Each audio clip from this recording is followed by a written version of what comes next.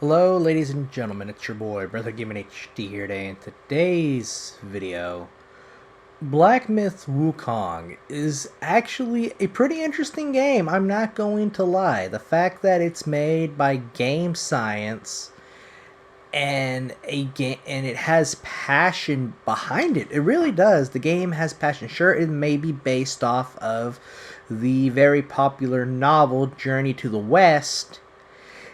It shows that single player games still have a place here in the gaming community, in the gaming sphere. Sure, majority of the people do play multiplayer games like X Defiant, Call of Duty, Halo, Battlefield, for instance.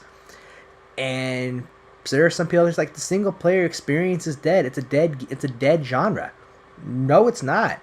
It is not a dead genre by any means. I've basically went back to go play some single player games myself personally, like Goat Simulator 3 and another indie game by the name of Trepang 2 or Trepang Square. I've been playing that on my off time. And the fact that Black Myth Wukong managed to sell 10 million copies in its first 3 days, it's phenomenal. It shows that the single player experience, that the single player games are not a dead genre, and there are even still people playing this game, especially right now. They're either live streaming it or uploading their playthrough slash walkthrough on YouTube, or streaming it on Twitch, or streaming it on Twitch and or YouTube as well. Shows that this game has a lot of popularity. And I'm trying to dig. I'm just trying to dig into the gritty nitty of like what made this game so freaking popular. Like what made Black Myth Wukong a game that a whole lot of people are literally picking up and playing. And sure, some people might look at it. It may be the environments that the game has. Like there's like one map where like you're like in this sand biome, while in another map you're in a mountain, or you're somewhere in a forest, or maybe in a cave, for crying out loud. And like the locations of Black Myth Wukong are so gorgeous and wonderful. It's like it can't just be the graphics. It can't be the fact that it's on Unreal Engine 5. And some people may not like the game mostly because of the fact that it is technically a boss gauntlet. You're basically fighting a boss every so often, maybe like every 10-15 minutes you might find a brand new boss, and you're like, ooh, a brand new boss, let me go ahead and whoop its ass. Like, no, it's not going to be easy like that. You're not literally just going to walk up to a boss, say what's up G, and literally smack it around. No, it's literally going to smack you around, because each boss within Black Myth Wukong technically has its own attack pattern, has its own fighting style, and you basically have to adapt in order to beat the boss. And I've seen a lot of gameplay from mostly FaZe Jeff personally, because I enjoy the content that he does make, especially when it's not Call of Duty or X Defiant.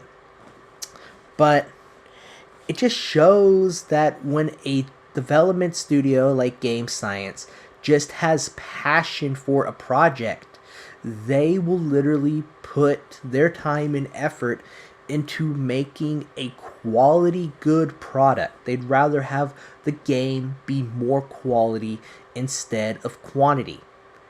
And I think that's what a lot of the games are missing here in the States. The fact that especially that majority of the games are live service. Some games technically have very slow content feed or slow content drops, or we may not get content for for 2 to 3 months or so, depending on the game, especially if it's small indie studio as well, I should mention. But Black Myth Wukong just has a lot of things to do. You're able to literally explore. Sure, the exploration may be a little bit minimal, but the worlds with the places within Wukong are just so well done, so well made, of where it's like how can a game studio like Game Science manage to make a place, like manage to make these places so gorgeous and so wonderful, to the point of where you want to explore the map, you want to explore the game. And sure, there might be invisible walls, there might be invisible barriers, and while you're exploring, it's like, oh look, there's a boss. Like, well, great, there goes my exploration. Now I gotta go beat this guy.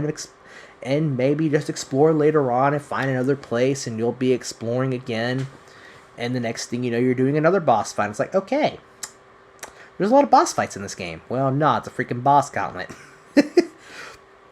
But I'm actually happy to see that a studio from China is putting the time and effort into their game, ensuring that the game is polished, the game is up to their standards, and that's what's missing. Like, I'm pretty sure there are some video game studios here in the States that are not very happy with the product that they are making.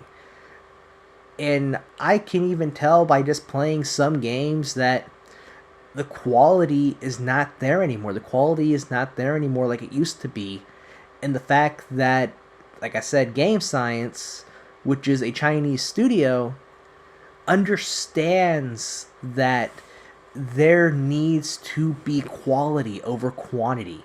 Sure, like, it's hard to balance the two, but for some strange reason, just watching the gameplay and just watching FaZe Jeff played in general, I'm like, they nailed it. They literally nailed the perfection of what a single player game should be. What a good quality product should be an example of. And shoot, they plan on making maybe like 2 more Black Myth games underneath that studio. And if they do, it's going to be wonderful. It's going to be an interesting time for the single player realm. And to wrap off this video, single player games aren't dying off anytime soon, especially with a game like Black Myth Wukong. It's going to be popular for a while. If it gets Game of the Year, that's a good thing, and some people are going to be upset if it doesn't. But if it does get Game of the Year, I'm going to be proud of this studio that put their time and effort and understand what it means to make a good video game. But it's been your boy, Brother Game Nation. Everybody, please remember to subscribe, like, hit them bell notifications, and I will catch you in the next one. Peace out and goodbye, everybody.